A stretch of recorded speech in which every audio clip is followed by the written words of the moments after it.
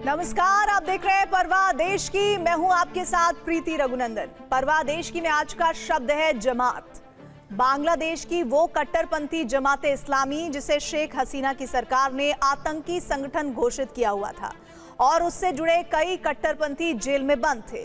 लेकिन अब बांग्लादेश की कट्टरपंथी जमात से जुड़े कई आतंकी बांग्लादेश में खुले घूम रहे हैं। वो बांग्लादेश के युवाओं का ब्रेन वॉश कर रहे हैं, नफरत फैला रहे हैं, हत्याएं करवा रहे हैं और अब चुनाव लड़ने और सत्ता पर काबिज होने की भी तैयारी कर रहे हैं।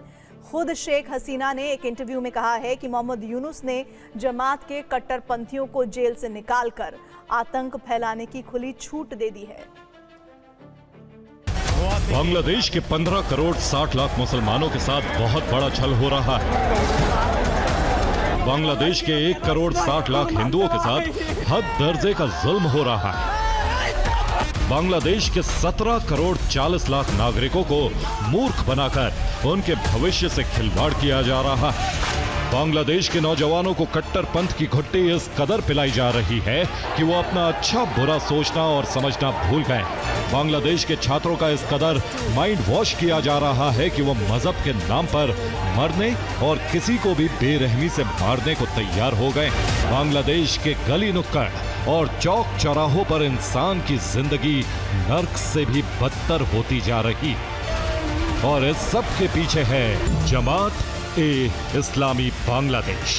बांग्लादेश का वो कट्टरपंथी संगठन जिसकी रैलियों में जैश ए मोहम्मद और लश्कर ए तैयबा जैसे आतंकी संगठनों के कमांडर खुलेआम तकरीरें करते हैं। जमात ए इस्लामी बांग्लादेश बांग्लादेश का वो कट्टरपंथी संगठन जिसका अब तक बांग्लादेश के सिर्फ मदरसों पर दबदबा था, फिर धीरे धीरे उसने बांग्लादेश के कॉलेज और यूनिवर्सिटियों में अपनी छात्र विंग के जरिए युवाओं में कट्टरपंथ की घुट्टी पिलाई। बांग्लादेश के युवाओं को इतना भड़काया कि वो अपने ही मुल्क को जलाने पर आमदा हो गए। जिस जमात इस्लामी ने शेख हसीना का तख्ता पलट करवाया, अब वही मोहम्मद यूनुस को कुर्सी से हटाकर कट्टरपंथी आतंकियों की सरकार कायम करना चाहती है। ये खेल शुरू हो चुका है। बांग्लादेश की सड़कों पर आग लगी, ढाका से चटगांव तक धुआं है और इस धुएं के पीछे वो साजिश है जिसकी डोर इस्लामाबाद से हिलती मुनीर का मोहरा बन गए और बांग्लादेश पर जमात का कब्जा होता जा रहा है।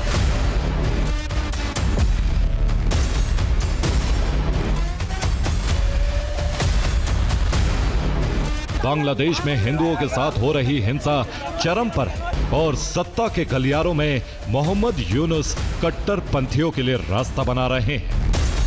दीपू चंद्र दास की हत्या, कलावा देखकर गोविंदा बिस्वास की पिटाई और सड़कों पर लहराते इस्लामिक स्टेट के झंडे। यूनुस कहते हैं अल्पसंख्यकों पर हमले नहीं हो रहे, लेकिन सच्चाई बांग्लादेश के कदम कदम पर दिखाई दे रही है और ये सब अचानक नहीं हुआ। बांग्लादेश में हिंदुओं के खिलाफ हिंसा को बाकायदा योजना बनाकर अंजाम दिया जा रहा है। इस हिंसा के ऑपरेटर पाकिस्तान में बैठे हैं। बांग्लादेश में उनके इशारे पर काम कर रही है जमात ए इस्लामी बांग्लादेश और तख्ता पलट के बाद पहली बार बांग्लादेश की पूर्व प्रधानमंत्री शेख हसीना ने एक इंटरव्यू में इस पर खुलकर बात की। ANI को ईमेल के जरिए दिए इंटरव्यू में शेख हसीना ने कहा है कि यूनुस ने जमात ए इस्लामी से जुड़े चरमपंथियों को कैबिनेट पदों पर रखा है। जमात से ताल्लुक रखने वाले और अदालत से दोषी करार दिए गए आतंकवादियों को जेल से रिहा किया है। वो बांग्लादेश की संस्थाओं को भीतर से व्यवस्थित रूप से कट्टरपंथी बना रहे हैं। अभी तक तो जमात ए इस्लामी से जुड़े कट्टरपंथियों के निशाने पर सिर्फ शेख हसीना और उनकी पार्टी अवामी लीग से जुड़े नेता और कार्यकर्ता थे। जमात से जुड़े कट्टरपंथियों ने अवामी लीग, शेख हसीना, बंग बंधु से जुड़ा हर निशान मिटा दिया, घरों को आग लगा दी, संग्रहालयों को लूट लिया, पुस्तकालयों के नाम बदल दिए और ऐतिहासिक पेंटिंग्स पर कालिख पोत दी। जमात को बांग्लादेश की कमान दिलाने की तैयारी है। यूनुस को मोहरा बनाकर मुनीर का पूरा गेम प्लान एक्टिव है। यूनुस खुद बांग्लादेश की कट्टरपंथी जमात ए इस्लामी के लिए रेड कारपेट बिछा रहे हैं और पर्दे के पीछे पाकिस्तान के आर्मी चीफ आसिम मुनीर की चाल चल रहे हैं। पाकिस्तान की ISI चाहती है कि बांग्लादेश की कट्टरपंथी जमात ए इस्लामी सत्ता पर काबिज है। बांग्लादेश की ये जिहादी जमात छात्रों को भड़काने में तो कामयाब है, लेकिन अभी चुनाव के लिए पूरी तरह तैयार नहीं है। इसीलिए ऐसे प्रदर्शन या तो चुनाव को आगे बढ़ा सकते हैं या फिर ये हिंसा जमात के लिए नए कट्टर कैडर का इंतजाम कर सकती। इतनी बड़ी बड़ी रैलियां, लाखों का हुजूम, कट्टरपंथियों की नफरती तकरीरें, जिंदा जलाए जाते लोग, जमात इस्लामी बांग्लादेश के कट्टरपंथी सिर्फ इतना ही नहीं कर रहे। बांग्लादेश में अगर चुनाव होते हैं तो जिसके भी जीतने की जरा सी भी संभावना है, हर वो नेता आज जमात इस्लामी बांग्लादेश की आंखों में कसक रहा है। बांग्लादेश में अवामी लीग को मटिया मेट कर देने के बाद अब जमात इस्लामी के निशाने पर बांग्लादेश का हर वो राजनीतिक दल आ गया है जो जमात इस्लामी के रास्ते की रुकावट बन सकता है। उस्माद हादी के बाद बांग्लादेश में आज एक और नेता पर फायरिंग हुई। पूर्व प्रधानमंत्री शेख हसीना के विरोधी एनसीपी नेता मुत्तलिब सिकदर को गोली मार दी। मुत्तलिब सिकदर एनसीपी के खुलना डिवीजन चीफ थे। साफ संदेश है, जो भी जमात के रास्ते में आएगा उसे मिटा दिया जाएगा। शेख हसीना के बाद अब खालिदा जिया की पार्टी कट्टरपंथियों के टारगेट पर है। हादी के बाद एनसीपी के नेता की हत्या हुई। दूसरी तरफ हादी के कातिल देश से सुरक्षित निकाल दिए गए ताकि हादी के कत्ल का सच सामने ना आ पाए और बांग्लादेश में भारत विरोधी माहौल बनाया जा सके।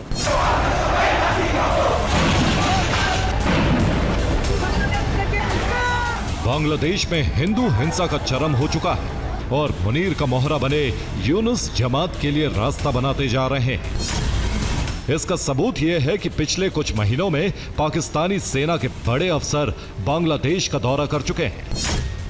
आईएसआई के अधिकारी कई बार ढाका जा चुके हैं। बांग्लादेश में जमात इस्लामी के कट्टरपंथियों को आईएसआई का पूरा समर्थन है और इन्हीं कट्टरपंथियों की कठपुतली बने हुए हैं मोहम्मद यूनुस।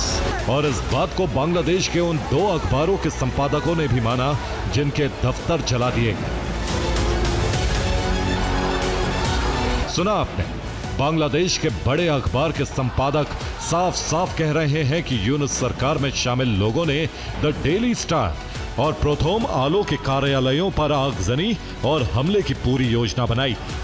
यूनुस सरकार में शामिल ये हमलावर कोई और नहीं बल्कि जमात ए इस्लामी के कट्टरपंथी थे। और अब पाकिस्तान की खुफिया एजेंसी आईएसआई का मकसद है किसी भी तरह बांग्लादेश की सत्ता, अखबारों पर हमला करवाने वाले और हिंदुओं के साथ हुई हर हिंसा में शामिल कट्टरपंथी संगठन जमात इस्लामी को सौंपी जाए, जिसके लिए बांग्लादेश में भारत विरोधी फेक नैरेटिव बनाने की कोशिश हो रही है।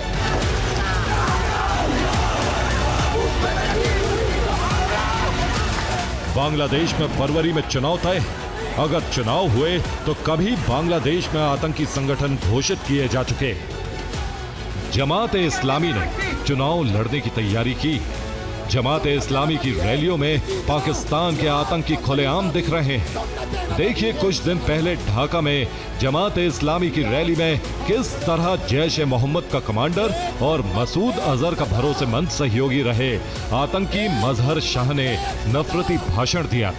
बांग्लादेश के बिगड़ते हालातों के मद्देनजर भारतीय खुफिया और सुरक्षा एजेंसियां अलर्ट हैं, क्योंकि बांग्लादेश में एक्टिव आतंकी संगठन जमात इस्लामी, अंसार उल बांग्ला, जमात उल मुजाहिदीन बांग्लादेश, अंसार उल बांग्ला, हिजबुत तहरीर, अंसार उल इस्लाम और हिजबुत तौहीद भारत के लिए भी बड़ा खतरा बन सकते हैं।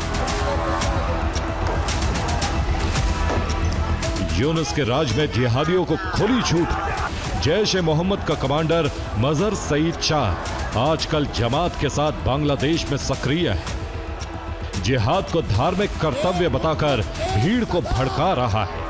पाकिस्तान प्रायोजित कट्टरपंथ अब भारत को निशाना बना रहा है।